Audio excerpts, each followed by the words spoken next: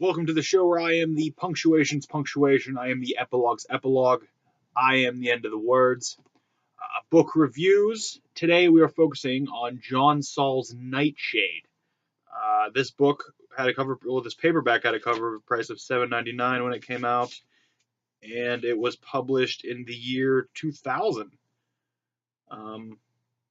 Oddly enough, nope. This was published original copyright 2000. This was published the mass market edition, 2001. So this is, I believe, right on the heels, or this was just prior to Manhattan Hunt Club, which was something also very different from what John Saul normally writes that I thought.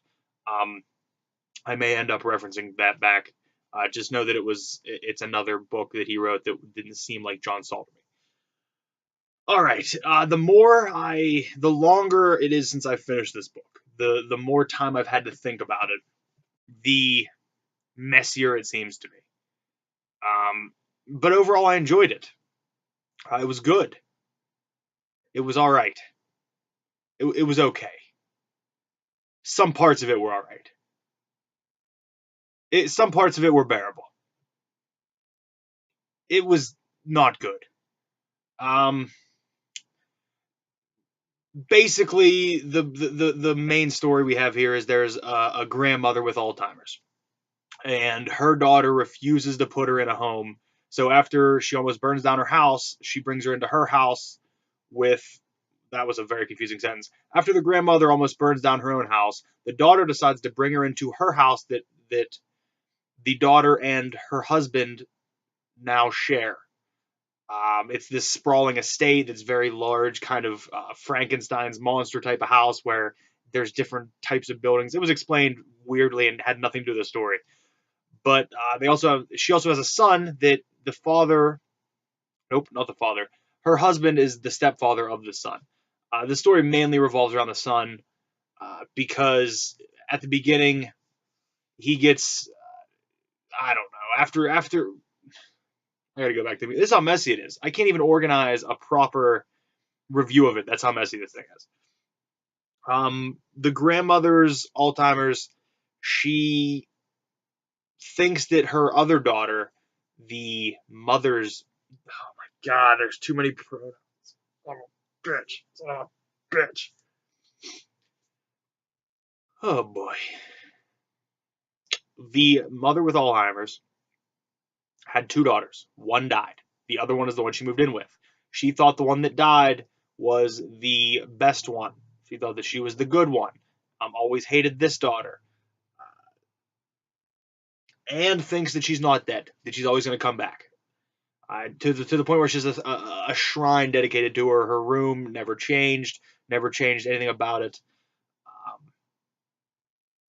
And then weird things start to happen, normally paranormal things, and the boy goes on a hunting expedition with his father. Expedition's a strong word, it's just a hunting trip, and ends up having a hunting accident where he is talked into shooting his own father, but he kind of blacks out. He doesn't know what happens.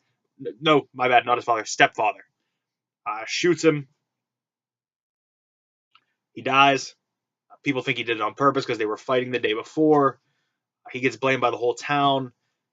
This book continues on, and there's kidnappings, there's disappearances, there's some incest, there is some hostage situation, there is some more confusion, and a couple more deaths, an escape, a recapture, a reveal of a plan, some disguises, some imitation of people. Another reveal that reveals that the stepfather was actually his real father, and that his mom was actually his aunt, and his aunt was his mom. That after that she died giving birth to him. Me explaining it is about the same as the book because it seems that messy. It's understandable, mind you. It's laid out coherently. There's just a lot, and it seems to me like John Saul was writing something that he wouldn't normally write. Like Manhattan Hunt Club. I really, really enjoyed Manhattan Hunt Club. Really enjoyed it. but it wasn't a John Saul book in my mind. It wasn't what I've come to know John Saul to be. Now, these are also, I think, two of the most recent John Saul books I've read, and I may be judging off of his older things. I loved Punish the Sinners. I loved Cry for the Strangers. I loved The Homing. I loved Creature. I loved many, if not all, of John Saul's earlier works. And maybe this is what he is evolving to. Maybe this is what he's enjoying writing now, which means I just need to go into it with a different mindset.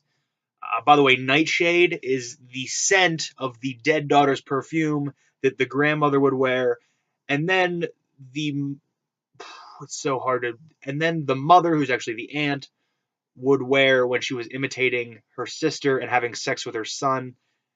The cop out ending is that the mother was there convincing him to shoot his father, but there was never even any mention of that in the beginning. So the ending was kind of a botch job to me.